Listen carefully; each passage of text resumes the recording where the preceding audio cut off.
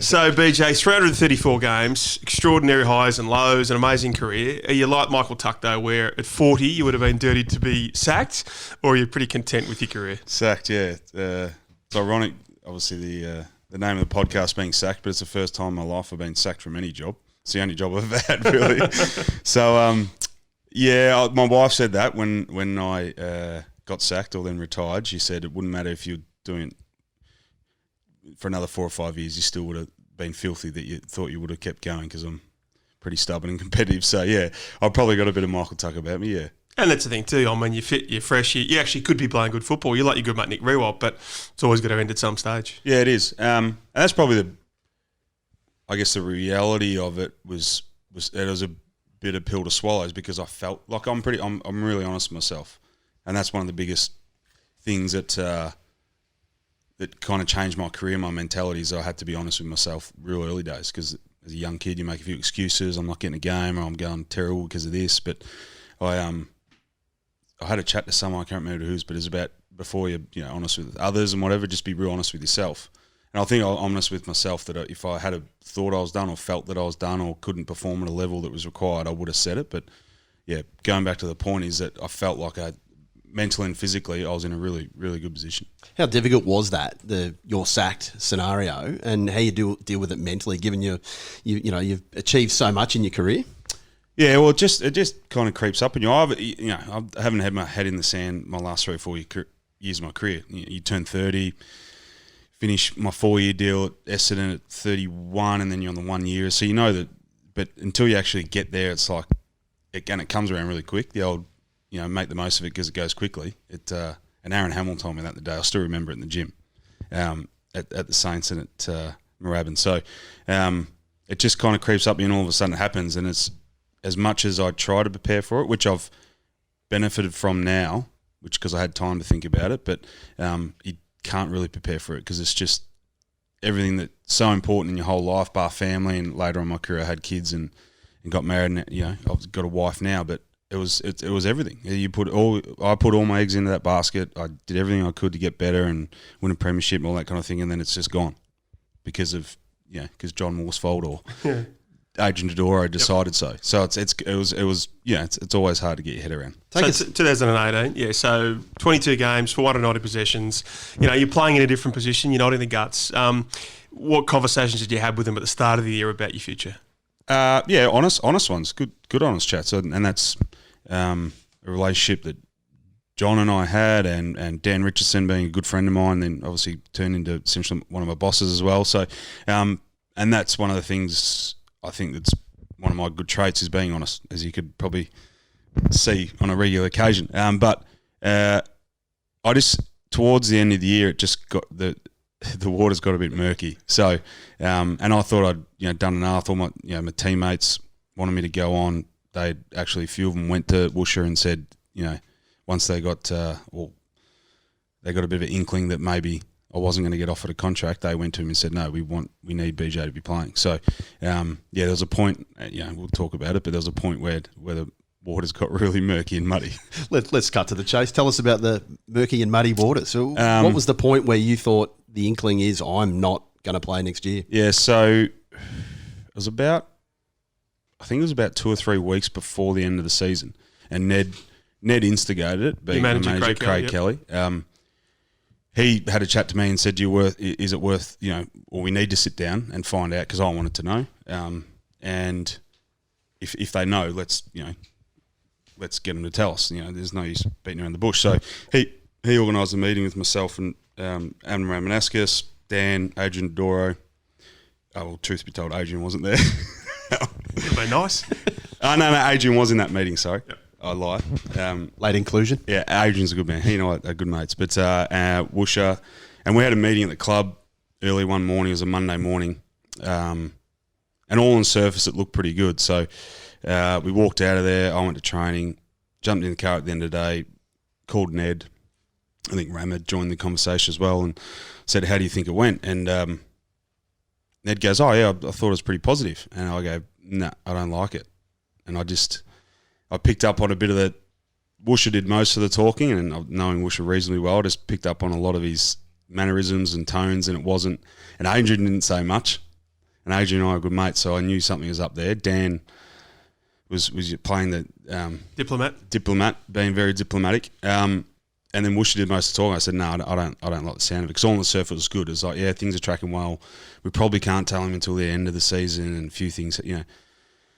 And then I think it was on the Thursday. I was, and this is where I'm not bitter, but I just thought it could have been handled better. And I haven't talked about this, and I'm not doing this because I am bitter, but it was on a Thursday, 3 or 4 days later. So it was all looking positive verbally. Woosha walked past us while we were in the gym and said, mate, when you're finished, done your thing, come up and have a chat. And instantly I thought, well, it was a pretty casual kind of invite to come out, you know, it must be positive, because if it was anything bad, like, he wouldn't just be so blasé about it. And finished up, and I think I was with Junior Merritt at the time, and Junior looked at me and was like, what's going on there? I was like, I don't know, mate, like, do you know what I mean? And he was getting worried as well. So went up there, and Mush and I are fine, but his ability to communicate with me at that particular time and how hard it wasn't in the right form or done well. So went in his office, and no one else was around, and told me, look, 3 days earlier is all, you know, in my opinion, deep down I knew it wasn't great, but superficially he was saying all the right things, and then he said, look, we decided that we're not going to offer you a contract. And I just, as you can imagine, just went all silent, and Woosha, you know, as you can imagine, he was obviously in an awkward position, and I said, I'm not going to say thanks because I don't fucking mean it, you know, and that was it. And it went silent. I was pissed that Dan wasn't there. He was a good mate. Adrian wasn't there.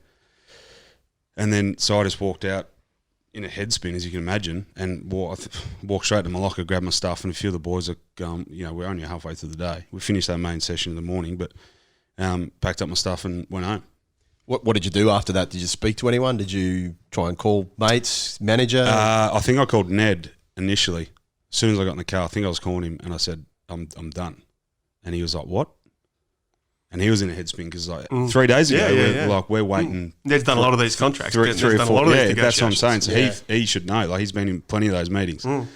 3 or 4 days ago, we're waiting a month. Nothing being communicated to Ned or I. They were actually exchanging emails on a contract term for next year, straight after that meeting. And that's Ned. You know, obviously Ned been doing his manager thing, but there was a response there, and there was a back and forth. So he was just like, what's going on? So what was going on? What changed?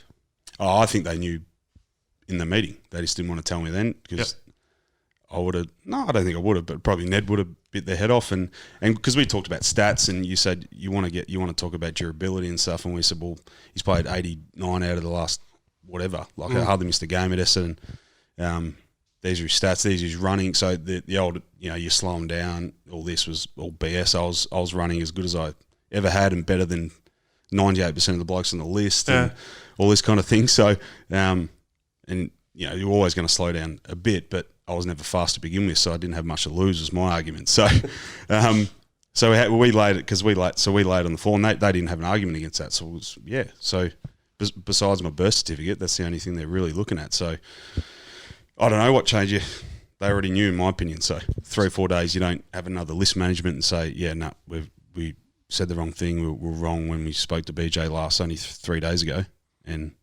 Yeah, and this is it was declared before round 23 that you had not been offered a contract. So when is this? The previous week, said you play round 22, knowing that you were done, or even earlier? I don't think so. No. So this is the final. Because we week. played Port Adelaide last round, so I think it was. So this is 2 days before Port Adelaide. I think so. Yeah. Yep. I think because it was all a bit of a scramble. I think to get then family over who was coming. So. Yeah. So then I respect them for telling me then, so I could, you know, I don't care about farewell games, just, you know. But your family does. Yeah, my family does. So now it's good now looking back on it and have the kids there and all that kind of thing. So, it was just a mad scramble. So that was the Thursday. So I think we played Saturday night, Port Adelaide. So I only had a few days to get my head around it. Came in Friday morning. I think I didn't do the captain's run or train. I came in to speak to the boys. So I had 12 hours to get my head around going into the boys to speak to them, and you obviously saw the footage of getting emotional, but it just happened so quick. And then, so you never really were told by anyone why you'd been sacked. No, there was Oh, maybe Woosha was. Once he told me, I didn't listen to much else he said. It was more about just giving. I think they thought that Aaron Francis was ready to step up and. Mason Redmond's, emerged last year. Yeah, which he did, but because my argument, and because in the meeting too, it was a bit. Well, you might play in the VFL, and I said, I just said I won't be playing the VFL because I'll be performing. I'll back myself in. Like I have for 17. Yeah. So and I said if they deserve their spot, I expect you to give it to them, and if I deserve to be dropped, that's fine. You were ready to roll the dice. I was ready. I was ready to do that. Yep. So, because we talk about I don't think it's healthy culture just to gift guys game because and I was obviously the recipient of, or on the other end of it, copping it if you're just gifting guys games and I'm the one getting dropped the VFL or whatever. So, it was more that I think they're ready to stand up and perform. Did you speak to Woosha after that, like leading into the game? Was there anything said? And you haven't actually had a lengthy conversation with him since? Not about it, no. Spoke to him, yeah. So we're all fine. It's just, and it's amazing speaking to other guys. It's a regular thing. It's how do we do it better? How do footy clubs screw it up? And selfishly from my point of view, playing 17 years, or speak to Dell, he had an experience. Rui's had an experience. Joey, it's like when you hear about Boomer, like how do they continually get it wrong? The Hawthorn guys, Sam Mitchell gets traded, Jordan Lewis gets traded, and that's fine. But it's just almost like, as brutal as footy clubs are in their environments, they're not willing to have the hard, honest chats. Because as older guys, that's what we want. We only want communication, honesty, transparency. It's really not that hard, is it? Yeah. And so if I'm the devil's advocate, and Adrian Dodoro's probably told you this afterwards, Francis has come on a bit. He might have left if you'd stayed. I thought Mason Redmond had emerged really well. So it's not always the fundamentals of the decision. It's the explanation of it, and letting champions down gently. Yeah, exactly. I know the industry. That's why I'm not bitter about it. I just thought it could have been done better. Yeah. And what does Adrian say now? Because we all know Adrian is a cracker. So I was obviously disappointed, but Adrian called me. I remember I was standing at the front of the old house in Hawthorn. It was maybe Friday. It was maybe after the season, was it? And he apologised and said I couldn't sit there and I couldn't tell you. Really? So he was honest, and then he on the phone we made a time to catch up a couple of days later because he goes, I need to see you because I'm not proud of it. And Dan was the same. Dan came around on the Thursday night, and he said the same. He couldn't sit there, and we had a couple of beers on the Thursday before our game, but reminiscing on the times. But and we both shed a tear. But Adrian said it was one of the hardest, or if not the hardest decision he ever had to make in his tender at Essendon or in his career, is to give me the arse, essentially. Did you think then, stuff them, I'm going to play somewhere else? Was that in your mindset initially, or did you think I'm done? Pretty much I'm done, yeah. Because we wrote about 5 articles. Is he ready? Can he play? Who would he slot into? But no, I was ready. Like, there's no issue mentally, or maybe mentally at that stage. And I think I've told this story. So nothing... So this is obviously September, start of September, end of the season. And I went overseas. We had a delayed honeymoon, my wife and I. And we went to Jaron Giri's wedding in Portugal. I remember we're in the Maldives, and someone said that you could still get picked up like in the new year. All this new draft. I had no idea. So I hadn't done a thing. I hadn't exercised once. So I was like, shit. Like I said to my wife, I've got to start exercising. We're in the Maldives. So I started going to the gym again. And so I was like, I've got to be, for whatever, I just want to be prepared if something happens. So I wasn't set on it, but nothing therefore did happen. And then I get home, a couple of weeks go by, stop exercising again. And then I get this phone call from Sauce. I was going to say Carlton came running. Yeah, Sauce gives me a call. Oh, well, I knew because Ned had just spoke to him. So Ned messaged me and said, mate, Sauce is going to call you. And I know Sauce. Obviously, St Kilda days, I still had his number. So he just gave me a call and just seen where I'm at. And I said, he goes, where you're at, whatever. I said, well, mentally I'm great and whatever. But I said, but physically? I said, I'm not great. I haven't done a thing for 6 weeks. He goes, well, do you want to just get your shoes on and go for a run and just see how you pull up? So I said, yeah, all right. So literally ran inside, called me the next day and said, I said, mate, I'm fine. But anyway, so he wasn't guaranteeing anything. He just wanted to plant the seed and whatever. So Ironically, we were just in Noosa at the same time. Come the end of the year, just before Christmas, I think it was. My sister-in-law and her husband were living up there at the time, so we used to go up all the time. So Sos was like, let's meet up in Noosa and just have it face-to-face. So we went into their place, and Joe was there. The kids were out. The kids weren't there, actually. And had a chat, and he goes, we won't know until the new year because everyone's away. He hadn't chatted to Bolts at the time in real detail. Bolts knew of the situation, obviously, and a few of the other guys. We goes, we won't have to make a decision until the guys get back, and they were going in camp. So I was like mid to late Jan that I don't even know when the draft, all that stuff was. Guys like Sydney Stack it got taken over by March. Yeah, March 15.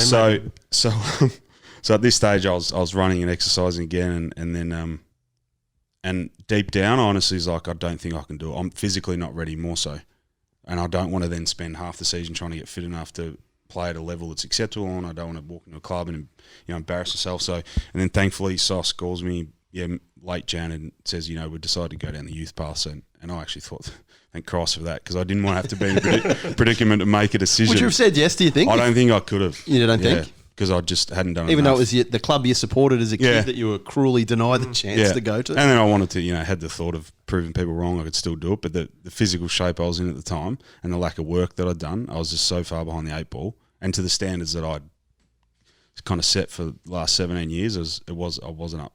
Yeah, and they got Michael Gibbons, and I think young Matthew Cottrell. So I mean, you probably would have played more games than him, but Gibbons was a great story. Give that they may grow. Matt, look at you, Macca. You want to go back right to the start, don't you? I was going to ask you about Carlton and the working as a work experience boy for a period in about 2001, being a Blues supporter. And were you opening Cooter's Mail? Yeah, no, it's not quite. Work experience, and then I did my AIS week at induction training thing at Carlton, and that's when I stayed with Shane O'Sullivan. So he and I had a friendship, and then Tommy, his young son. Ended up going to Caulfield. All the kids, Lil, went to Caulfield after I was there at the time, obviously. So I got to know their family well, but I think it was initially the first the work experience footy club. Well, I've seen all the kids. They don't do anything. They kick the footies back to the goals, whatever. That was so cleaning Cooter's boots, and then. Yeah, so how far do you want to... No, just with that, you're obviously a Blues supporter. Tell us about your love of Carlton and how hard you barracked for them against them, and how hard you barracked for against them. One-eyed Carlton. So I really didn't have a choice. So my mum's avid footballer. Yeah. My mum's sister and all her side of the family, avid Carlton support, one-eyed Carlton supporters, like crazy. Went from being this massive Carlton supporter to the year of your draft barracking against... Yeah, it was barracking against them to try and hope that you would be... It was kind of funny how quick it turned. And I thought I'd have more feelings for Carlton or a soft spot, particularly the first time I played them, but I didn't. I got great joy out of, I think the first time we lost to them and then beat them. You got the Rising Star nom in your first game against Carlton. Is that right? Yeah. You did. I looked it up last night. I played on Cooter a bit. That was cool. I remember vividly out marking him once. So, boyhood dream. So that was pretty cool. But, it was quickly, from the time it all changed, and correct me if I'm wrong, it was like a month out from the draft and all that. The penalties, Carlton got the penalties. Closer, wasn't it? Well, so Dennis Bagan gets appointed we've spoken to him late September, and then 2 weeks later, the spectre of these penalties is floated. Only on mid-September, late September. So only the Friday night at 2 a.m, they lose the picks, and then it's a Sunday morning. So Shane, as soon as Shane found out, Shane walked out, whether he was I don't know if he's at home or at the court. As soon as it finished, I remember him saying he walked out and called me straight away. Yeah, Colonial Stadium, I think it was. Yeah, was it? Yeah. So, and I was at my sister's house in Kew by myself. So, you can imagine that news wasn't great either. But and there was quickly how things changed, and then the following day, St Kilda call to touch base, all that kind of thing. So, because I only ever sat down at the draft with, I think I had the interesting the enigma of. Choco Williams interview. Yeah. So asking you crazy questions. You've got to give us that. Didn't ask me too many crazy questions. I'd got warned about him. So Carlton, St Kilda, and I think just for the sake of it, I sat down and chatted to Port Adelaide at the time. But so you knew you're going 1 or 2? Yeah. Well, so 1 or 1, 2 or 3, because obviously... No, I knew I was going 1 prior to the draft, because Shane said we're going to take you, and we're going to take Daniel Wells at number 2. So, it was all... always knew Would have it was been going handy. down. You and Daniel Wells at Carlton rescuing the Blues would have been nice, wouldn't it? How shattered were you? When Shane says to you, "Yeah, mate, we've lost picks 1, 2, 78." I think my mum and her sister were more more shattered than I was. So yeah, it was disappointing. But that's why I said it's funny how quickly the tide kind of changed, and then secure on the phone, and then the whole draft thing happens, and then walking to Saints, and it was all kind of just forgotten about. So it was, and that's what I said. I thought I'd have more feelings towards Carlton when I played them, or thought it'd be harder, but it kind of wasn't. I actually enjoyed beating the team that I grew up following and idolising. Ralphie, we missed out on apparently the best party ever in Glengarry. Yeah, that's right. That Had a draft night. party. More than a couple of hundred people there. Apparently, people shipped in from Melbourne as well. So I organised. Tell us about that. Organised a bus from Caulfield. So they came up. Was it the draft night? Yeah, I think I just went straight home. Was draft night on a Sunday? Was Sunday it? night? Yeah. Sunday. Yeah. Sorry, draft on a Sunday. Yeah. Yeah. So straight home, Sunday night party. All the Caulfield boys and girls came down. All the locals. We had a spare paddock next to our place in Glengarry. Not huge, maybe 1,000 square metres, or whatever that is. And had a bonfire. We used to have parties there all the time. And just as I was wrapping up at the draft, Tomo says to me, we'll see you tomorrow. And I was like, hey? And he goes, yeah, you see you at training. I go, I got this party. He goes, yeah, that's all right.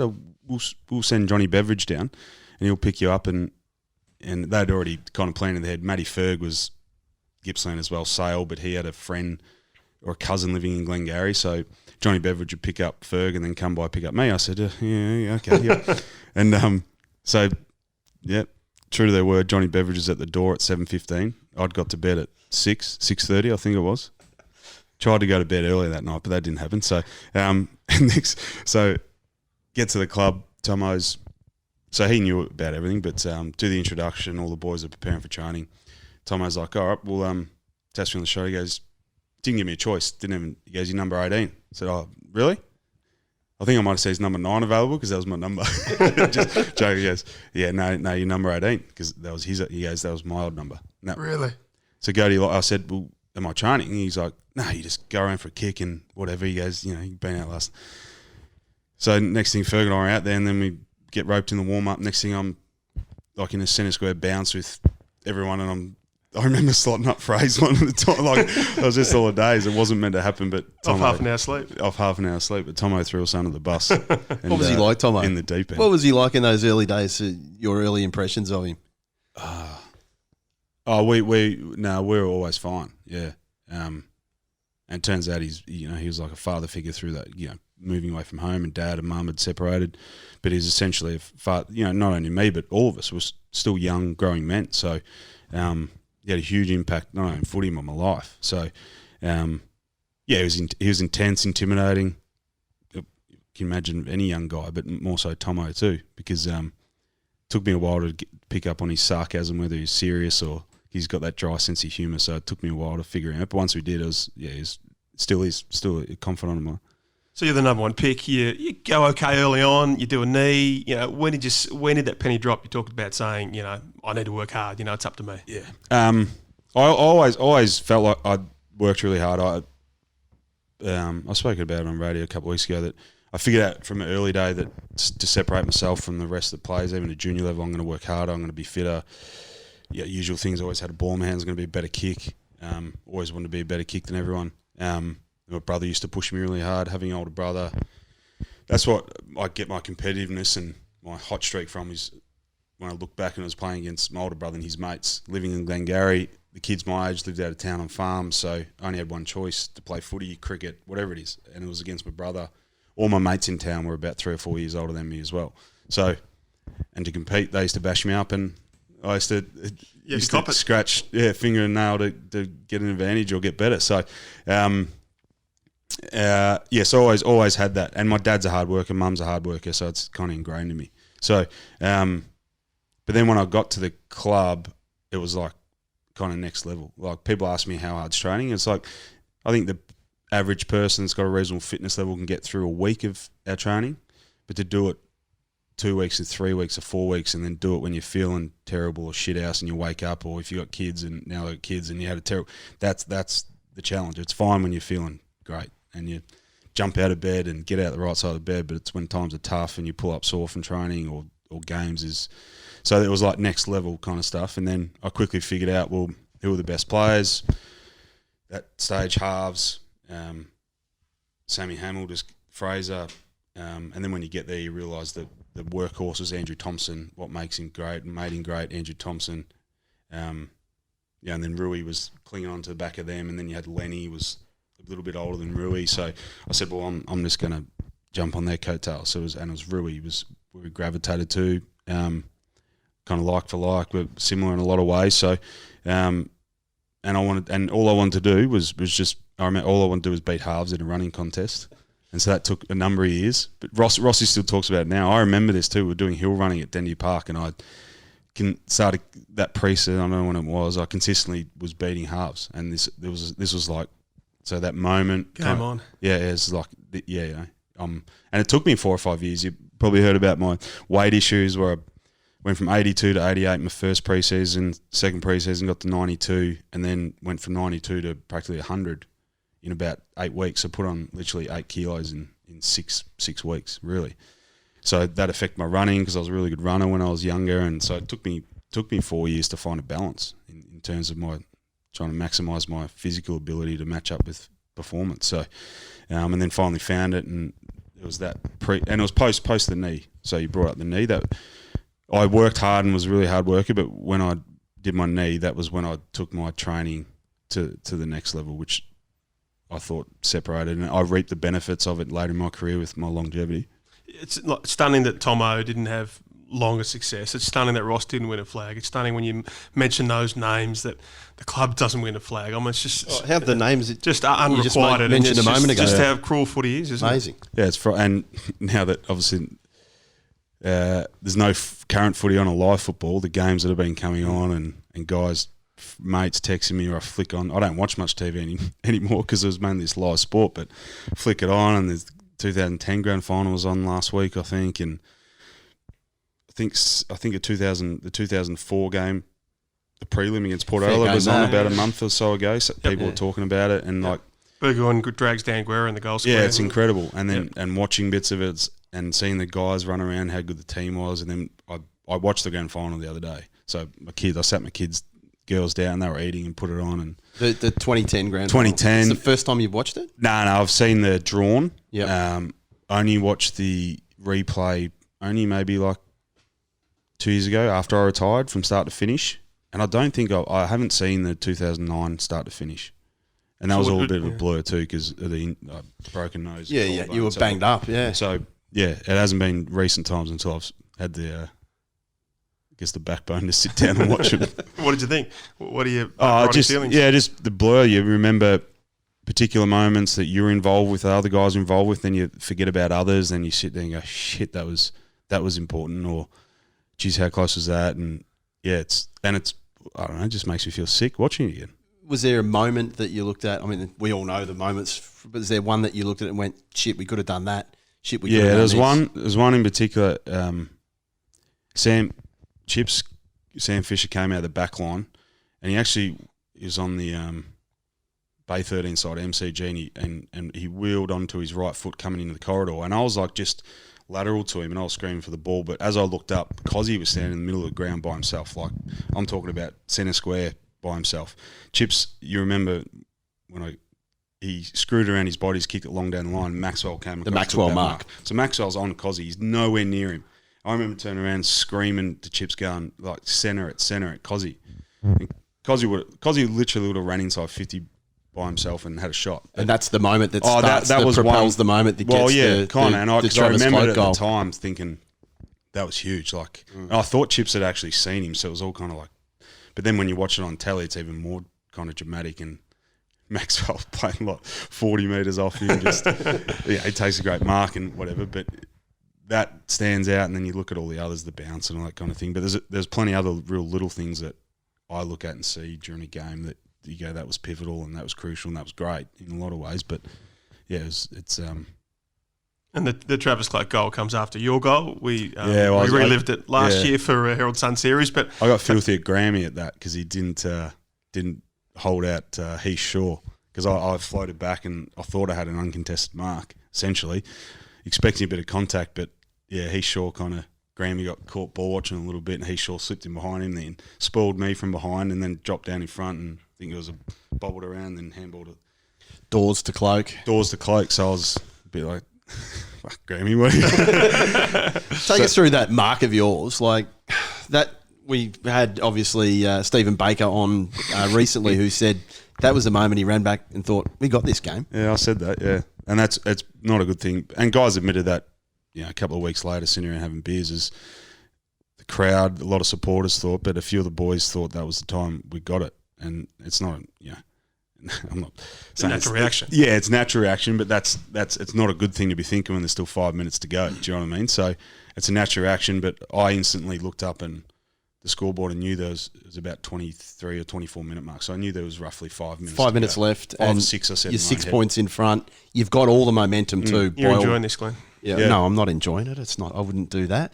But you've got all the momentum in that sense when you kick that goal. Yeah, definitely. And we felt that. And I said it to a couple of boys on radio, the Perth boys, last week, that I've only heard Mick Malthouse and Pendle say that they thought they would have won if there was extra time. So a lot of things can happen, and Mick can get the group back together and reset them or whatever. But if there was any more time on the clock, we were going to win, because we were trying to win. We were still playing footy. And we felt, and we knew we had the momentum. And I'm filthy at myself, because the last play before on the wing, I tried to go third up and hit it to Lenny. So that was all a set play. So the winger just suck out a little bit. I'd come in from the side, try and flick it over my head to Lenny. Lenny got separation, and I missed it.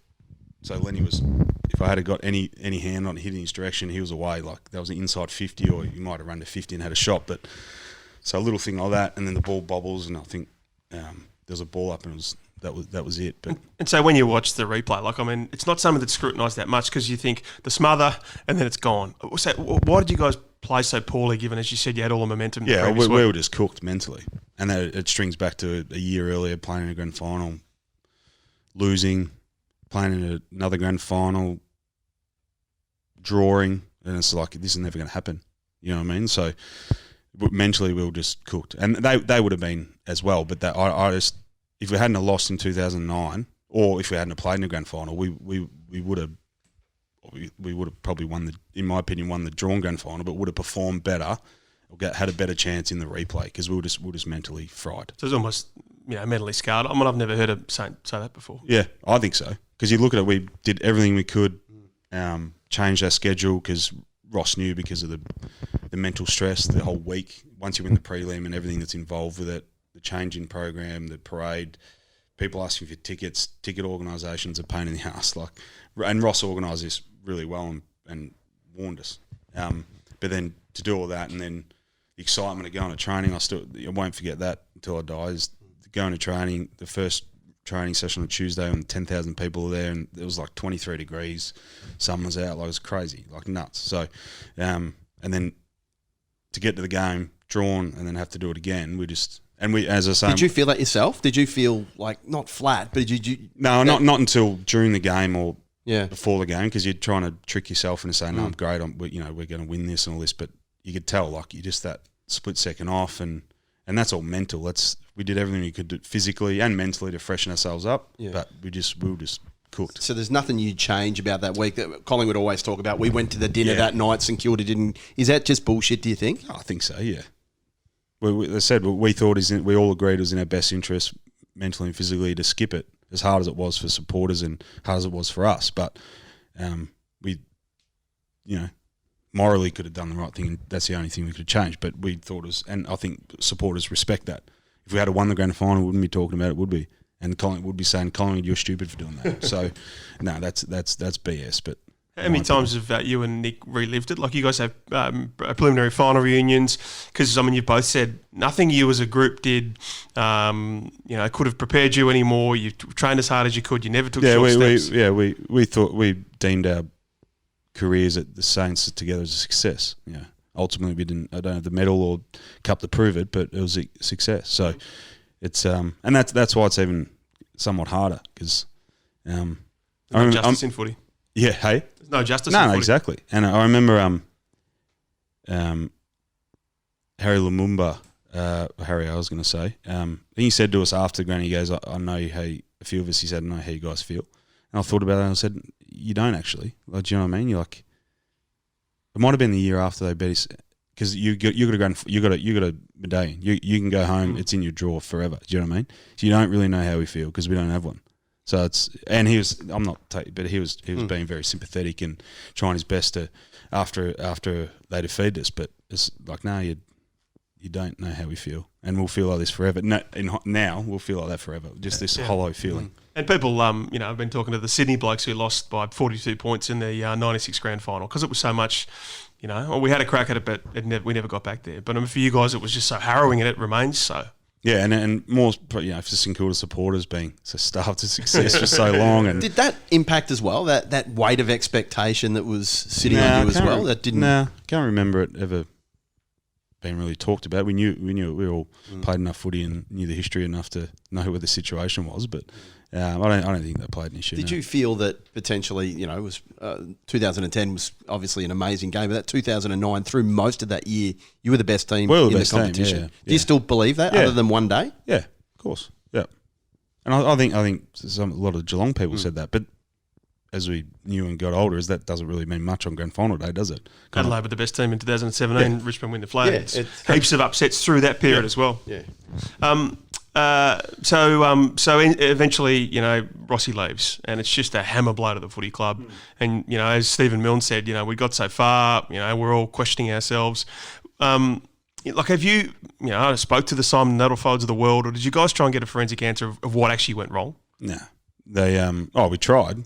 Even going back to Tomo's days where he got fired, sacked. And Nation? No, you've had him on. I listened to that. So apparently edited a bit, was it? Of course. I thought this was unedited, but no, getting your head around that and the success we had, and then all of a sudden he's fired. And so that was a huge blow for us. As I said, a total power struggle, nothing about his capacity to coach the team. So it's such a comedy of errors made from people in high powers at Saints for so long. Are you angry with that, given that you guys gave so much on the field, that off the field there were explosions going off the field that were impacting on you guys on the field? Yeah. Relationships couldn't be mended and fallouts. And I don't know all of it. I know a fair bit now. But I was a little bit younger too, that Tomo era, when he got fired. So a few of the old boys would know a lot more and the politics behind it. But you understand more when you do get older. And you take a keen interest, but at that particular time I was a little bit naive to it. But now I've heard a lot of this, and obviously from one side of the story himself, we've heard more of it. It was, and even the Rossi sacking and going through that, and it's embarrassing that the decisions made that cost us for a long time. And all he wanted was, if he was to be sacked in that final year of his contract, he wanted his full payout. Ross, yeah. And they'd said to him, we'd give you a 3-month payout. They weren't going to sack him anyway, but, they just had to come together for some bit of common sense, and instead he was spirited away to Fremantle. Yeah, and it wasn't arguably the best coach in the competition. You should be rewarded for it. So he's taken you to 2 grand finals and then another final. So that's why there's all these, and I know from my experience with the Saints, which you'll probably get to, is just all the BS behind the scenes and the lies and the deceiving things that get done to kind of push someone out of the footy club. Now looking back, and it was kind of the same with Rossi. If they wanted to sign him, and we all did as players, but if the club did, they would have signed him halfway through the season. They wouldn't have let it get to the end of the season where they knew someone would come knocking on the door, because there's a bit of vulnerability there, or why haven't they signed him? So someone came knocking. And how did you find out about it, Brendon? What was your in the club? Where you were?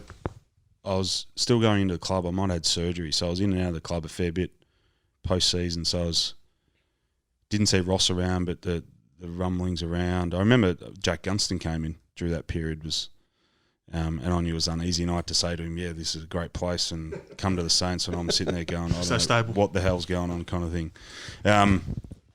It was just so unsettling, and the relationship he had with all of us, and so from the moment that happened, it doesn't matter whether it was Scotty Waters or whoever, they were going to be offside straight up because of how the club dealt with the situation and the sacking and how it all happened, and and the effect it had on the players. It's like replacing Kevin Sheedy, whoever that was. Exactly. Yeah, Could have been Norm was Smith. doomed. He was never going to succeed. So Matthew Knights is always going to be in trouble, Yeah. isn't he, in that sense? Yeah. So Scotty comes in and you eventually leave. So they offer you a 3-year deal. You want 4 years.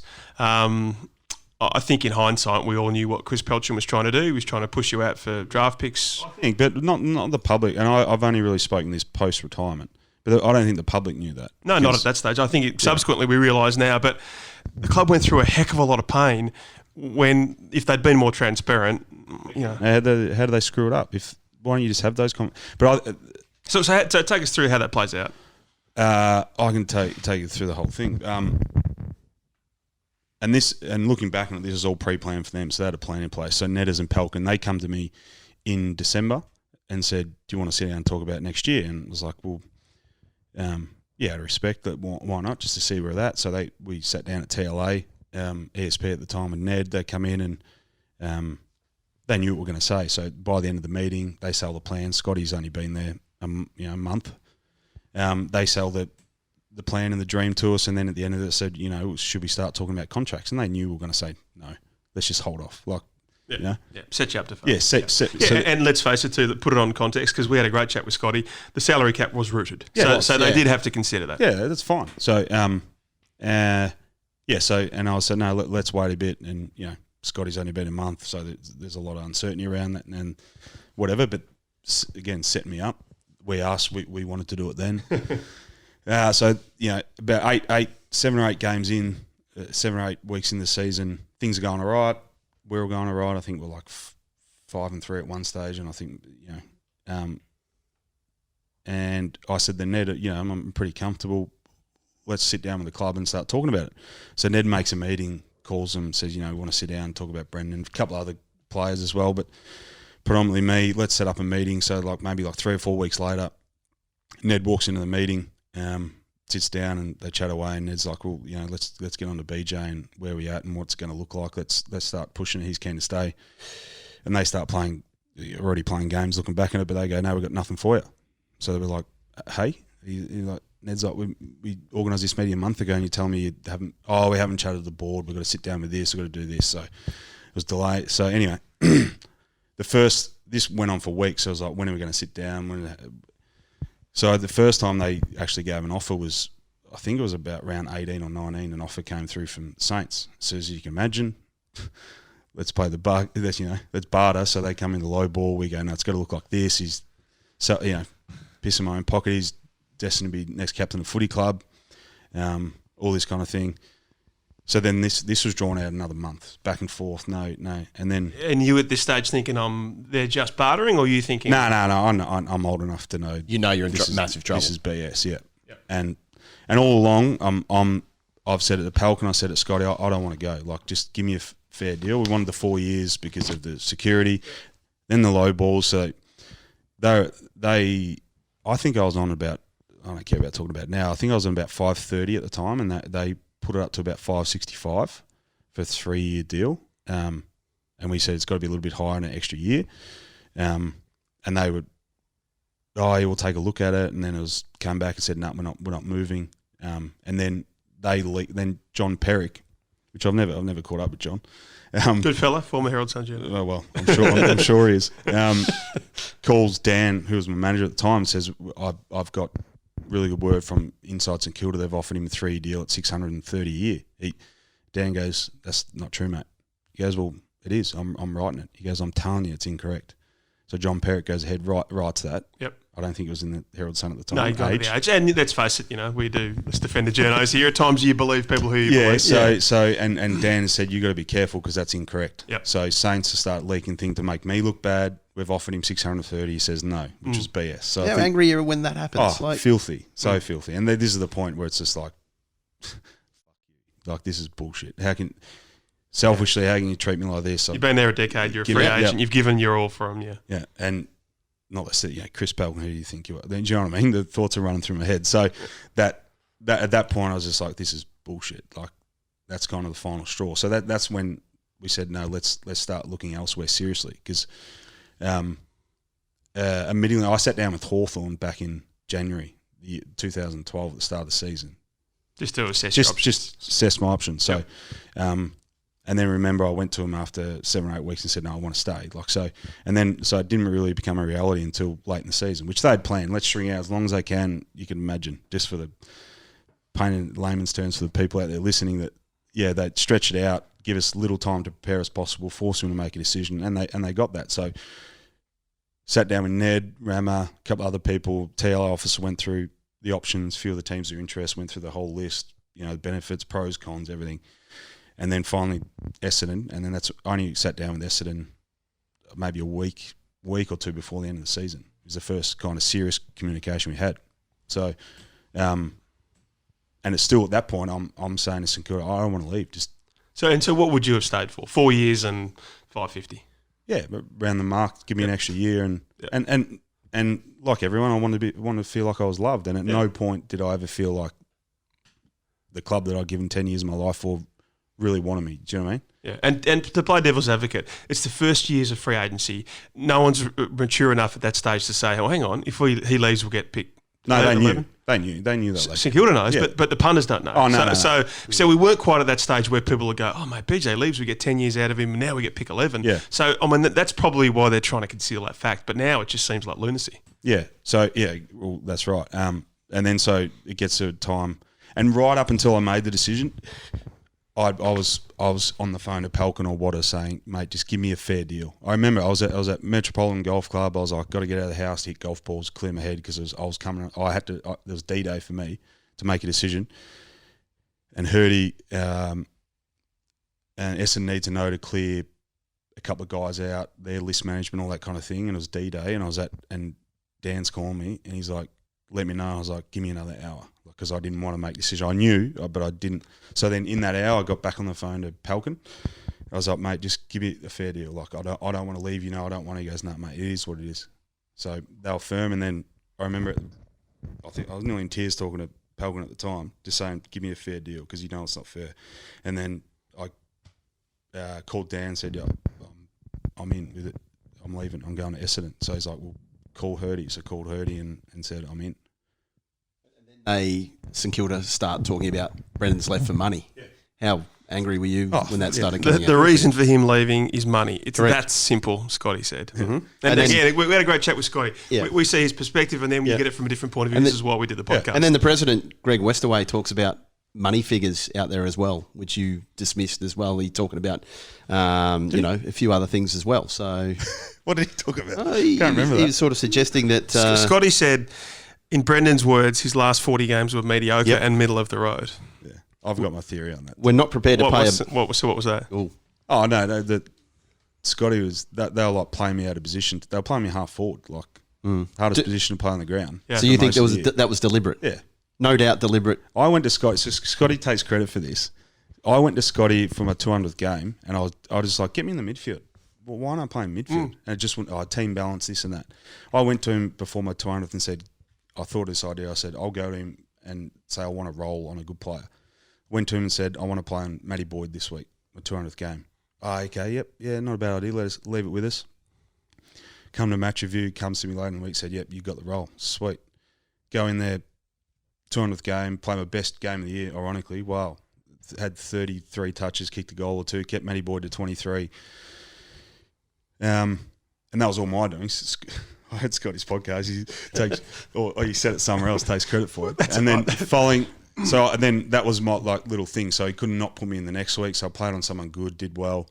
I remember it we played Collingwood. I was playing on Pendlebury, so it felt like I was blanking him, doing a good job. Then all of a sudden, 10 minutes in the last quarter, it was neck and neck. Runner comes out and says, "Go forward." I was like, "What? What are you talking about?" Yeah, go forward. So I was reluctantly goes forward, ball doesn't come near me, we lose by 2 or 3 goals. And walk in the next week, and I was like, what was up with, I felt like I was going well, I wasn't being a dick about it. We just felt like we needed a marking target up forward, and I was like, this doesn't make sense. And then I didn't play in the midfield practically for the rest of the year, consistently anyway. So I was like, what's going on here? Yeah. What the Scotty years, and he's talked about, trying to break the culture, and I don't think he could be as frank as he wanted to be. There were certain things there, a couple of drug issues, there was back to Love It, the St Kilda school, there were accumulation of things that he felt as extraordinary as you blokes were on the field, that there was a culture that wasn't as professional as it should be. What did you hear? What did you think when you listened to that? A lot of the all footy clubs. There's always like a brat pack, or you're always going to get those. And I struggled to get my head around it for a long time. Like I was always bitter towards them. Like, why are you out drinking so much? What are you doing this? But that's just, as you grow older, that's the release date. Some of them need to do it, but not that we look past it. We try to deal with that. We addressed issues consistently, but they're going to do it. If they want to do it, they're going to do it. Like at every footy club. So that's why people talk about culture issues. There's no culture issues. There's a number of when you look back at it, Andrew Lovett, he'd say it's a poor decision, but Ross knew he was rolling the dice. Yep. And if he had stayed fit and healthy and just done the right thing, he would have won us a grand final. So, he knew what he was getting. So I think he said that, and that didn't. And whoever would have thought it got to that extreme, maybe deal with his drinking or his missing odd training here and there. We can cop that to get. Yeah, you can't forecast what happened. Yeah, exactly. The rape accusation. Yeah. And then you look at the schoolgirl. It's like, look at the origins of how that happened. It's like, Jesus, like someone going through someone's computer and stealing photos and sending themselves. Like, that's crazy. Like, how's that reflect in our culture? Because one of the guys is out late at night and he gets a girl around. Do you know? Yeah. There's been a few footy trip stupid photos, and then a lot of them haven't got out like that. Oh, yeah, but that's not related to culture. How's that related to culture? How's the Lovett thing really? We tried to deal with Andrew culturally early days when he rocking up to training late, walks into a Saturday, fat club, and he's got a coffee in his hand 10 minutes late, and he's like, "Sorry, I'm late." So you got time to stop for a coffee, mate? But what I mean. So, and then what are the other big things? The Dwarfgate. I was about to ask you about Dwarfgate. I wasn't there for gone by that, but so that was stupid. But it's just such. There's going to be guys, footy clubs, there's 45 to 50 guys on a list. Trying to manage all those guys, there's going to be guys that stuff up. There's going to be a couple that slip through the net. Sadly, you don't want it to happen, whether it's mentally or behavioural issues, there's going to be guys that slip through the cracks because it's just so hard to manage 45, particularly adults too.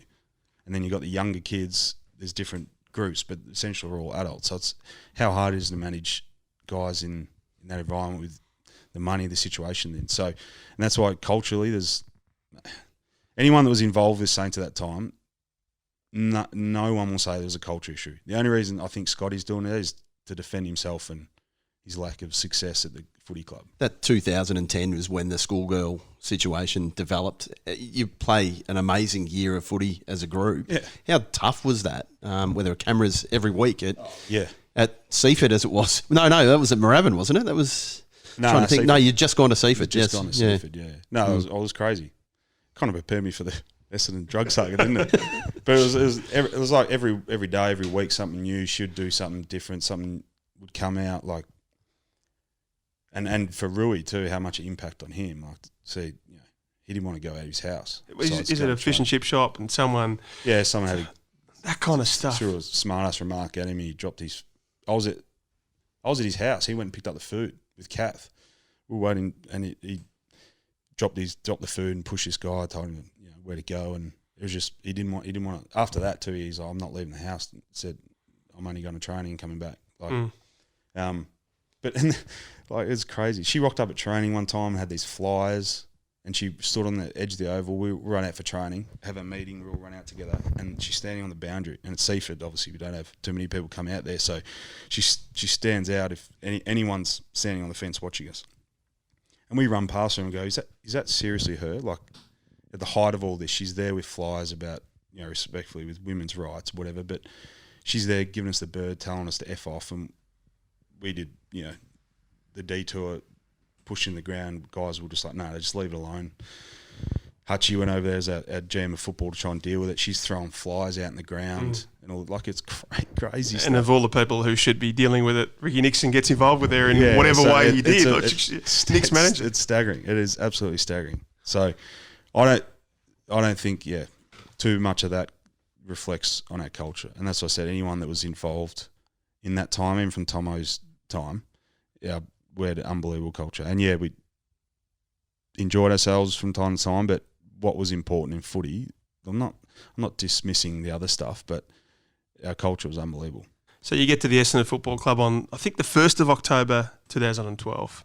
Yeah, I was on a plane though when that went down. Where were you? So it goes down on the 5th of February 2013. Yeah. Yeah, I thought it was like the 12th. Yeah, and that may have been the first meeting we had. Yeah, I was on the plane to the States when, we made the decision, deal was done, whatever. But I just deliberately booked the flight on the day that the deal got done, first thing in the morning, because I was first cab off the rank.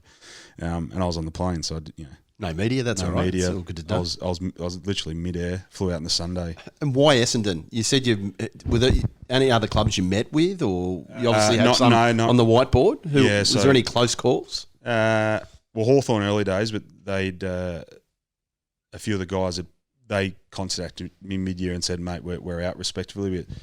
But I don't think they mind me talking. The money we put aside to you, other guys had performed really well, so we've got to reward them. And I was like, great transparency, thanks, kind of thing. Very rare in footy. Yeah, Graham Wright, Clarko, so it was great. The Geelong a little bit, Collingwood if Cloak had left. Essendon, Fremantle early, but I kind of shut the door on that with Ross. Brad Lloyd was planting the seeds pretty early. He was a good mate of mine and former manager. So that's why I said if I wanted to go for money, it would, at the time, an easy decision would have been Freo. But and the rumour is that you went for 675, 715 or something, and were Freo offering megabucks or? Well, we never got to that point because I think they threw some figures early, and it was higher than what I was willing to take, and that was only the starting point. So, we didn't go down. I didn't want to go down that. Yeah. So you get to Essendon, you have. So what? Sorry. So why Essendon? Yeah, why Essendon? We did a list analysis, everything, and I thought they were in a great position, so to do something great, and I still firmly believe that if it wasn't for the if that thing doesn't come about, you think you made the right decision. Oh yeah, no doubt. Yep. Circumstances. That's why, and that's everything. the only thing I wanted to clear up today is about. Yep. When I was on radio a couple of weeks or a week and a half ago, and it came out that I've got regrets ago. I don't. It's not a regret that I feel. When I look back on it, it wastes 4 years, and not only mine, but it wastes 4 years of the guys directly involved and non-directly involved. That's a fact. I don't regret going there because when I made the decision, that was the best decision for me. I had all the information, so I had everything in front of me, and I firmly believe none of the guys that at the footy club knew what was going to happen. So I had all the information I needed and wanted, and I made the right decision. So this never comes out. You think they can win a flag in that time? Definitely. No, to this day, still this point. Yep. Dennis Pagan gets to Carlton, and a month later he gets the salary cap scandal, which ruins the club for 15 years. You get there in October, and in that first week, Feb 2013, they self-report. Well, what's that day like? How did that unfold? It was all a blur, and my first day with the boys was actually in Colorado on a training camp. I got on the plane. I was there for the whole time. I was there for like 8-9 weeks straight in the States and met them in Colorado. And I remember the boys joke, like Danksy's name was brought up a little bit, but it was more kind of jovial, but I could tell it was serious. Do you know what I mean? Like that, it wasn't all there. There was an issue. Yeah. And then the weapons name was brought up, which I was there for 2 or 3 months or whatever, 2 months before he left as well. So. What did you make of the weapon? Oh, yeah, the whip. The whip. The whip. Yeah, funny man. So a weird man, but good intentions. So, I don't know. It was just all a bit of a blur. So for me at the time, it was like, really? Like, because there's rumours around in January that something's up. They've been using supplements. No one really knows what's going on. Like, it took a while before they self-reported. Yeah. Well, you got the rumour about I don't know the details of it, about the phone call and all that kind of thing, and there's a Australian Federal Police investigation all started in Canberra, and the drip fed down to Andrew and all that kind of thing. So that's the sad thing. I don't think you're never going to get to the bottom of it, ever. The truth's never going to come out. And I wish it did, because it would show that the boys are totally innocent. So you absolutely still believe that? They're totally innocent? Certain, yeah. And I think you called They're all adamant on it. They're all adamant? What do they say? Because, I mean, I think they would all love Stephen Dank to come out and say, here are the forms to show that what we took was legal, but as you say, it's never going to happen. Yeah, never going to happen for a number of reasons. For Danksy's safety, I think, more so. the guys are certain of it, and in hindsight, yeah, take a deal like the Cronulla boys, but I don't think the reason that the Cronulla boys took the deal is because they were guilty. So our boys said, no, we're innocent. We firmly believe this. Why we and the senior guys, but the voices of the club, Jobe and a few of the other, I'm not admitting guilt when I'm not guilty. Why the hell would I do that? And then the advice was to tell the truth. So all the boys morally did the right thing and told the truth. And in the end, I wish I had lied because they would have got off. And blokes told the truth in their interviews, even when they weren't seen to have taken thymosin beta 4, and some of those blokes got prosecuted. So, I think we all realise something terrible happened there, but the inconsistencies must have been so galling to a lot of those players. Yeah. And and the way it was dealt with from all parties, footy club included, ASADA, WADA, AFL, it's embarrassing. What did the footy club do wrong, and what you obviously have belief that the AFL did seriously things wrong? During the time, obviously the governance issues and stuff were. So I know were clearly a disgrace, but and I defend Hurdy. Hurdy's a great man, but one of his great strengths and one of the great weaknesses of other coaches is his ability to delegate. Like Ross was a control freak. Tomo, early days I think was a real control freak. Yeah, well he had to, because everyone else is incompetent. but he learned to delegate a little bit. But Hurdy I can see how that could happen because I wasn't there. But it was like, I know what's important, and he was about relationships and about footy, in which it was his great strength. He goes, you guys deal with all that. And yes, he should have been across it, but I defend him because essentially, to dumb it down, is like two rogue individuals, again like a schoolgirl, dank and weapon, destroy. They've got the ability to do that, and that's essentially what happened again. Can you see what the players did 12 months earlier, and what would you have done under a similar circumstance? No idea. You don't know? No idea. And we are essentially yes men, so I think most players sympathise with the players. Is the footy club come to you and say, this is a program we've got in place. It's legal. Yeah. And the players did seek assurances, didn't they? They seeked assurances. They asked the right questions. It's legal. Yep. Well, okay. I'm buying in. If you think this is going to help us and this, great, I'm in. Like, of course you're going to do it. So those first few weeks are extraordinary. So, as you said, you're prepared for it from the St Kilda schoolgirl scandal, but this is nothing else. I think and the club and everyone that spoke to us, we had meetings after meeting, was assuring us everything will be okay. Tell the truth, this will all be gone over quickly.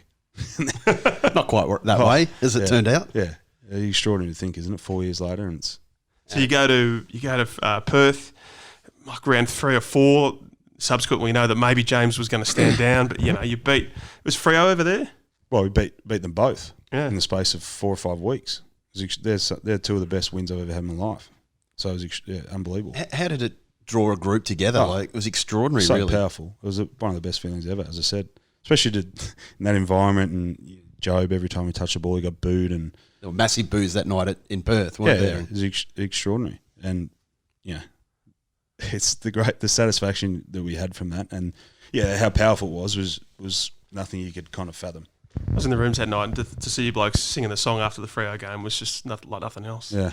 And you had to be the spokesman for it in a lot of ways, because they weren't able to put anyone else up to comment. How difficult was that? Because I only knew so much. No, it was easy. Do you know what I mean? I only knew so much. You guys got bored of me spitting out the same thing. I was like, if I didn't know the answer, I'd say, I don't know. Like, I can't tell you. I don't know. This is what I know. And so it was easy. That was my role. Play your role, and that was my role at that particular time. But you were angry a couple of times about the leaks that were coming out as well, and you called them cowards. Yeah. There were some people leaking against the club. Yeah. How frustrated we talked about that internally, and some really private stuff, and boys talked about some private stuff. And to think that, guys that you meant to trust, everyone in this room, and then it was still getting leaked, it was, really frustrating. And I think that's the thing too. Whether you love James Hurd's conduct and there's repeated lawsuits, he towed the party line, and then you could just see the avalanche of leaks, and some would suspect they come straight from the AFL and from ASADA. And then he started fighting back, and then there was and it annoys you they're doing that just to get the outcome they want, regardless of whether it's right or wrong. So that's the deep down. That's what annoys you the most. So by August, the summary comes out.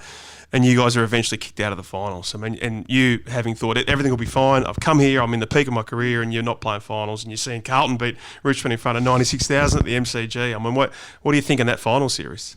I don't think I watched much of it. I don't think any of us did. I think we all, once we found out, we organised a trip to Vegas and left straight away. We didn't want to be anywhere near it because we were so angry and frustrated. Because at no point during that year or when it just started, you wouldn't think it would come to us not playing finals or get to where it did 4 years later. So and none of the boys thought that too, because they're like, we're innocent. How is this possible? So, sorry, how angry were you with the AFL? I think I tweeted something about when Mike Fitzpatrick stood down, and it probably got the biggest number of tweets I've ever had because you followed up by, as long as you sleep well at night, whatever helps Mike, you sleep. whatever helps you sleep through the night, Mike. Yeah, I'd never. It went off, didn't it? Yeah, it did. Just because I know the details and what they'd said and what they reneged on and what guys the AFL told me face to face and lied to me, and so yeah. So effectively, they said, I think our understanding would be that they pushed very hard, said you need to self-report, everything will be okay, and then they smacked the hell out of you. A bit of that, I think, and then said things to certain people at high powers at the footy club, and then that didn't go ahead, and then they reneged on that, and then lied about this, and yeah. So I'm not going to talk about anything specifically, but and that was because that was kind of the agenda the whole way through, and that's why it wasn't a fair trial. It wasn't a fair outcome because of there's so much mud and you got a book in that water at some stage. Hey, you got a book in that at some stage. Oh, really? You didn't get the movie. You got a book in it. Yeah. So Hurdy gets suspended, and then you get a year of bomber, and you make the finals. And this is against the backdrop of potential penalties for the players. What was that bomber year like? Oh, it was awesome. Yeah, Bomber was great. I would have loved to get Bomber in his prime. I didn't see the best of him, for obvious reasons. But he was great. There's so much like Ross, the way he conduct himself at the club when he was there. He was on. Like, do you know what I mean? He was as wide as anyone. He's prepared as anyone. Like Ross was. Great teacher. Honest.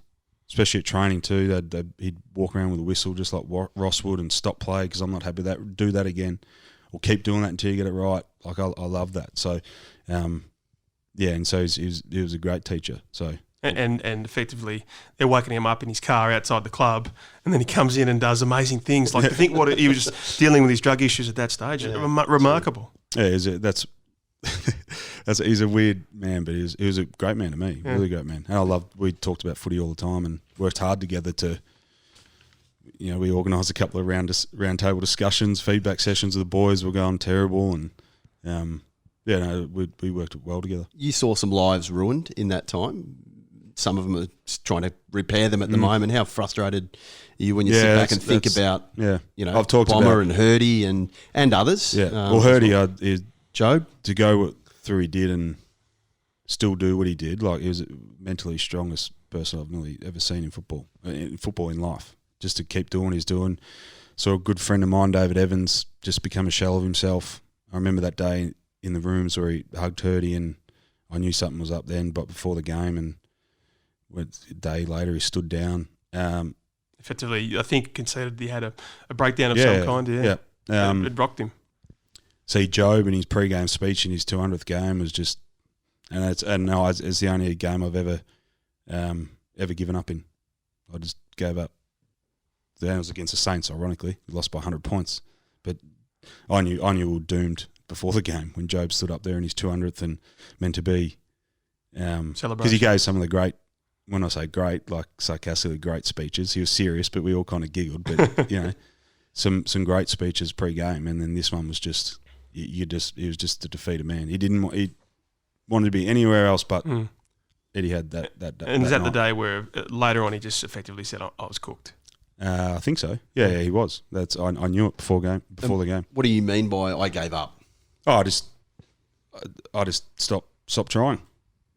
A lot of blokes did. Yeah, it was just this is not worth it because it's just a game of footy. But I saw guys that just didn't want to be there, and I didn't want to be there. And what was his speech like? It wasn't what he said. It was just the nature of it. Yeah, everything, the tone, everything. It was just everything. One extra, a 200th game, and I think it was Friday night against the Saints at Etihad. You can imagine what it should look like, and the polar opposite. That's what it was like. And so by now, this is 2014. There's a SADA trial. The blokes get found not guilty, and then into 2015, the talk of a WADA appeal, CAS stuff. So the blokes have gone through 2 years of it by then, and then 2015. Yeah, so you fell apart in 2015. We're at the Botanical, and we're waiting for a decision. All the guys directly involved. Sorry. This is early 2016 by then. Is it? Yeah. I lose track of the time frame. And they were at a hotel, you guys would know, where were they? Sofitel or something? Yeah, I think they were. Pullman in Albert Park. Pullman, yeah. And then we're all at the Botanical waiting for the decision, and it got handed down, and I remember it was nuts. We all had our phones out. We're just, it was crazy to think about it.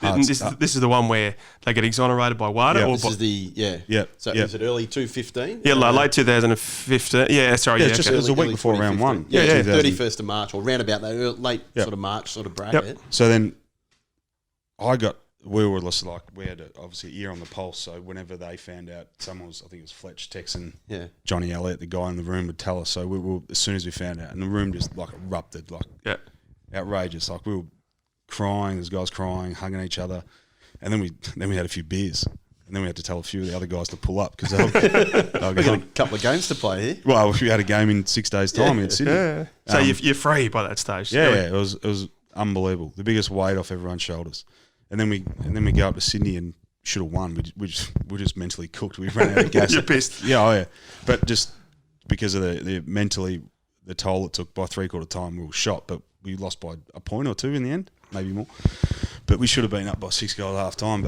And to do that was unbelievable. Yeah, and through that year, then quickly it's apparent Kaz is going to appeal. I heard he gets rolled. Was that like mid-year? Yeah, something like that. And then you just fade. I think you went 6-16. Heard he gets the knife in the end. Yep. Stood down. I just remember I knew it was coming, but heard he was so gallant in his efforts to keep going and.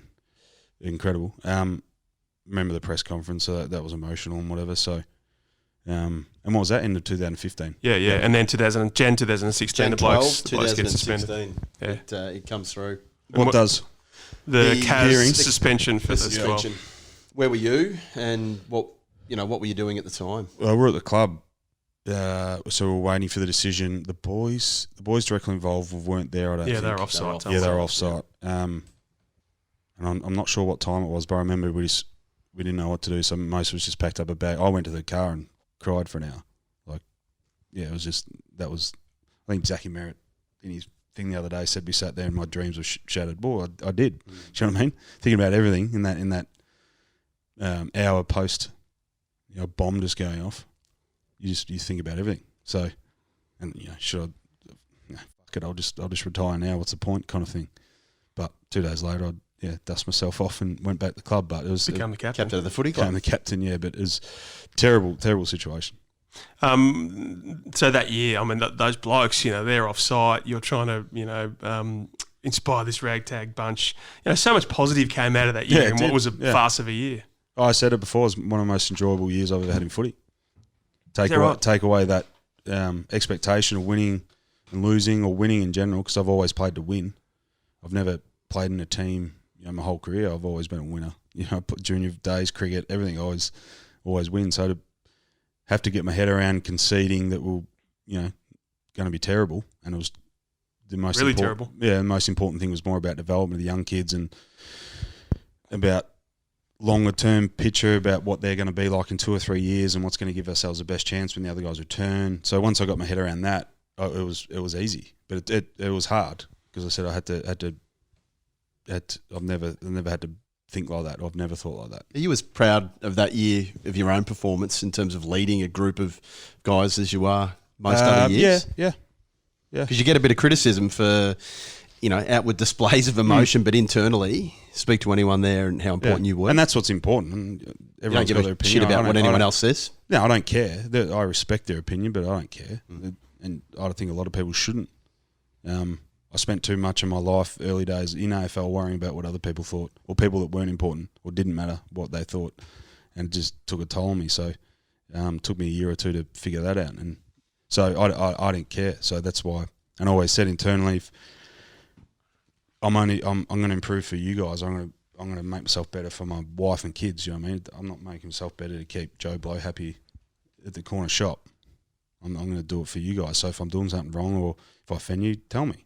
You know what I mean? How often did you look at Pretzelgate and everyone just said that's Brendon? How often did blokes have to pull you up and say you're over the line, or because it seems like all your teammates, as Zach Merritt came out and defended you publicly, said, "Mate, we love this bloke. We love the standards he set." Not often, no. And I think I get like that when the expectations are high. So, and that's why it was easy for me not to lose my temper. And that's why I learnt too, leading into the 2017 and the couple of years I played after. I learned a lot from that year because taking away that expectation, it helped me settle down a bit because I don't. It's not anxiety. I don't get anxious. I've got a short temper. I'm impatient. So I don't think it's anxiety that causes me to blow up at times. But not often. But that I had an open forum. I encouraged them to do it, and it was early days at Essendon when it was pre-organised. But Jonah Hill, our psych at the time, said, we want to do a feedback section with a second-tier leadership group. Do you want to come and do it? He goes, I threw up your name, and the boys were like, no, don't get BJ. Like, they had some feedback for me, but we don't want BJ because they're a bit intimidated because I'd tell them to fuck off or whatever. I said, no worries. But went in there and they would like take them back at, do you mean? I set the kind of standards early in terms of I give feedback, you give it to me. Like I'm open to it. I copped it all my early days. Do you know what I mean? So we set a precedence pretty early that if you got feedback for me or if I'm stepping over the line, just tell me because I need help with it. You know what I mean? If I'm on the bench and I'm fucking yelling at someone or do you know what I mean? I had a couple of players, but a guy, Harry, he was my kind of confidant. He would turn to me and go, BJ, yep, sorry mate, yep. You know what I mean? Kept me in check. Was there one you'd like to have back is there any there that you'd like to have back? Which ones? A couple where I probably thought I could be less demonstrative. But that's why whatever I was saying, it was always in the best interest of the team. It wasn't about I get a bit frustrated when they didn't hammer the ball or whatever, but it was always in the best interest. We're not about that, you know what I mean? Or the one with the Joey one, you know what I mean? It wasn't, I deliberately didn't, it was Joey, it was about Joey, but I started off not directing at Joey. I brought the whole forward line in and said, you got to do a bit better with your team defence, you know. And then he made it about the midfielders, and that's when I lost it. Do you know what I mean? But it was always about the team. Yeah. It was never, and that's why the guys knew me. But they would go, mate, and I'd early days I learned from Tomo and stuff too. It's like, you can blow up, but always follow up with the guys, particularly younger guys. Follow up, don't leave it, because they will think about it like I did. If someone sprayed me at training, I'd think about it when I went home and whatever. But it was always a follow up. When did you become aware that Pretzelgate had gone viral? When was it? It was 2017 or no, it was like the day or two later because I don't. Yeah, I don't check Twitter and that. I've got it, but and basically for those that haven't seen it, you just walked in and smashed a box of pretzels. Is it the SCG packet? No, that was at Giant Stadium. Okay, sorry. Yeah, yeah, and that's it wasn't. Yeah, I shouldn't have done it, but it wasn't that big a deal, was it? No, it's just funny. Yeah, it was just and the guys and Hep's reaction was priceless. So that made it double like take almost. Had an issue, but we addressed it the very next day when said, "Does anyone have an issue?" And you know, I don't know if I even said that. I don't think I said sorry because I don't think anyone was offended or pissed off at me. Did you? Is your career shortened at Essendon just because you were playing in that halfback role? You were told to play, times that sweeper, receiver, and people said, "Oh, BJ gets easy kicks at times." Was it shortened? Yeah. No, not at all. No, I suppose my point is that, if you were playing that more inside midfield role, they could have said, okay, well, we're not going to jeopardise the development of Francis and, I could have kept doing that. I wanted to play more in the midfield my whole career. So it's just their choice to play in a way that maximises your skills. Yeah, and a bit of Bluey and Woosha had issues. I played on the wing or should we play him inside? Bluey wanted me on the wing, Woosha wanted me inside. Do you know what I mean? So I think it was the other way around. So the senior coach wins. Yeah. Because my stats were always great. For the percentage of the time I was in there was great. I loved playing on great players and trying to shut them down or blanket them and have impact. I wasn't the best clearance player, but I knew I could outrun guys and outrun most inside midfielders because of my running ability and give me a chance with the ball in my hand. So I wanted to play in there more, but it was coach's decision at the end of the day. People talk about Essendon not winning a final since back in 2004. It's 2004, isn't it? It is, yep. Who's that? Everyone talks about Essendon and whether it's a culture thing or what's gone wrong and whether there's a mentality there. Is there anything there that holds back this footy club from winning a final? A huge expectation from members, and because of the rich history they've had, and rightfully so. But we talked about it. The culture in terms of training and stuff wasn't great when I arrived, and that's the thing that hit me pretty quickly. Is that because at the Saints we were animals. Like everyone that came into our club from other teams or fitness staff, they looked at us and said, "You guys are trained unbelievable." And when I got there, that's the expectation I had, and it was a bit of a shock, and I'm a bit like, you guys have been kind of progressed this well with this kind of standards, and you know, Jobe, I use Jobe, and Jobe would admit it. Jobe was a horrible trainer, horrible. He improved significantly since when I arrived, but the boys reckon 4 years prior to I arrived, he was horrendous. Do you know what I mean? So, and even when I was there, he'd go through some trainings where he just had I couldn't be effed, and just I remember one time there's a ball at his feet, and just how good Jobe is below his feet.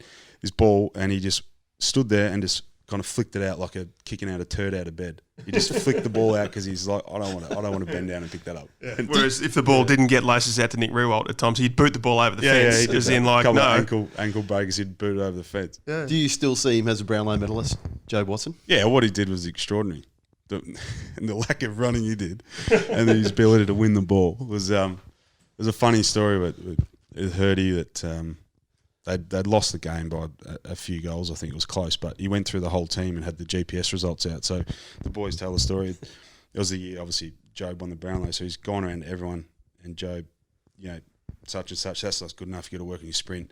Then he had to go, called one of the guys, spaghetti arms, you need to get in the gym, work on your biceps. After he told him about his poor GPS, and they got to Jobe, and he went, he didn't say what he'd ran, but he goes, yeah, you could probably work a little bit harder defensively. So Jobe's had like 35 and kicked 3 this night. The boys looked at the GPS after the game, it was like 6.8 Ks. So they're like, what is it? And when he was like truly shot in 2015, they're like, geez, Jobe just doesn't run. Maybe he just never ran. He didn't. No, he didn't. Never ran. Yeah. He read it so well. He worked through that middle corridor on the ground, and when he got it, he was so good and clean with it. Like, read the play so well. He didn't. And then when he became a really good runner, he got the fittest he's ever been. He lost that his big ass and thighs, which was his power and agility in confined spaces. Yeah. So, in hindsight, I used to give him grief about not running too. So, but in hindsight, he'd stick to your strengths, and we'll cover for you. Where's James Hird in 10 years? We know if he did coach again, he'd have to come back via wherever it is, but where will he be? Where will he be? Oh, yeah. I'm not sure. In terms of, like, has he got the capacity to be a senior coach again? Oh, geez, I can't answer that. No, I have no idea. But I know that when he was coach, he had the potential to be great, because you got to remember that he had no prior experience. He was one of those experiments like Vossi or Bucks did a little bit through AIS. I think Hurdy out of Bucks was there for a couple of years under Mick. Yeah. He walked straight into the role of senior coach. Do you know what I mean? So he was still learning. He admittedly said, I'm still learning on the job. But he was smart enough to realise what was important and about relationships. He had great footy IQ, good communicator with the guys. They loved him. He'd sit next to him. He'd walk around the plane on footy interstate trips and sit next to everyone, have a chat to him, all that kind of thing. So I firmly believe he's had the potential to be a great coach, and I don't use that term lightly. Do you think you could be a coach one day? Is that an area you'd like to go down, Brent? I know I'd love it. My family wouldn't, because I'm a workaholic. I love, when I set my sights on something, I'd throw everything in. But it's more of a lifestyle choice, to be honest. I'm trying to stay away from the footy bubble, and coaching, I tell people, is more time consuming than playing. So once I go down that path, I'm not going to be happy being a senior assistant. I'll be a senior coach, and I'll set a plan. I've obviously thought about it, set a plan in place, and I'll be a senior coach. But it's a lifestyle choice. That says to me you still think you're a chance, potentially. Not a chance. Come on, just it's at some stage. At some stage you might. Yeah. I've had time to reflect. I've deliberately taken time to exhale. I haven't done much in the last couple of years, to be honest. Enjoyed time with family, but I've realised I only know what I know. I'd love to go and experience something or work somewhere and forge a career somewhere else, but at the minute I only know what I know, and I know football. And I think I see it better than most, and I think I can teach it, and I know where I need to improve, and so it's always there. Have you repaired your relationship with St Kilda, do you think, to the degree that you'd like to? Or but with the who? people have gone, the people that made the decisions at the time are now long gone. You're You're good with St Kilda? Yeah, I'm not. Yeah, St Kilda. Yeah. And I think absolutely with the fans, I think they realise that now. Absolutely, they understand more so than ever, don't they, really? Yeah, most loyal people in footy's the fans. And that's why people say you Essendon, St Kilda now. I'm still Essendon, but that's because of the relationships I've still got at Essendon, because all my relationships with St Kilda, they've all moved on. And all the good ones anyway. They've all moved on. And I, on one hand, there's Jaren Geary, and literally I run out now. There was like 5 guys last year that I'd cross paths with. Seb Ross, yeah. Seb Ross. There's only like 2 or 3 guys, and coaches have all changed. Everyone's changed. So that's why I'm Essendon, because of a general interest in the guys and how they perform, and genuine relationships with their players. Last 2 for me. How many years do you reckon Nick Riewoldt would have played on for if he was allowed to? He's like me, mate. Well, it's the untold story that he was just happy to retire. Like, bullshit. He was so filthy. He was angrier than I was. He was probably bitter. And again, it's like just how do you get it so wrong? Be upfront, honest, keep communicating, especially to a guy like him. Do you know what I mean? He's captain too. So, but his knee was shot. He's as stubborn as ever. He would say he still could have went on. Don't get me wrong, but his knee. We can't even run now. We've been planning to go for a run. He's taking up bike riding because his knee blows up every time he runs. And Joe Danaher, you talked about rehabbing, and clearly he's got to work harder. Do you get the feeling he's going to go to Sydney? Yeah. Yep. And it's nothing against. Like I get along well with Joey, but and that's whatever I said then, I hadn't told him before. It's not like we're something new. So I told him that before, and but it's almost like the perfect setting for him now to go, isn't it? Because it's almost forgotten about. He might, do you know what I mean, if this season doesn't eventuate or it's kind of compromised in a way, and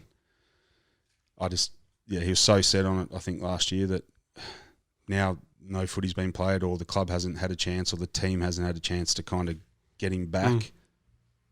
And maybe that's okay. I mean, you've talked about him owing, but maybe that's okay. Players move. Yeah, I don't, mate. If he feels like that, I'm disappointed. I don't hold him against him, but that's the way he feels, and if he wants to do that, but yeah. Thanks for your time. Thanks, all right. Brendon. No worries. Cheers.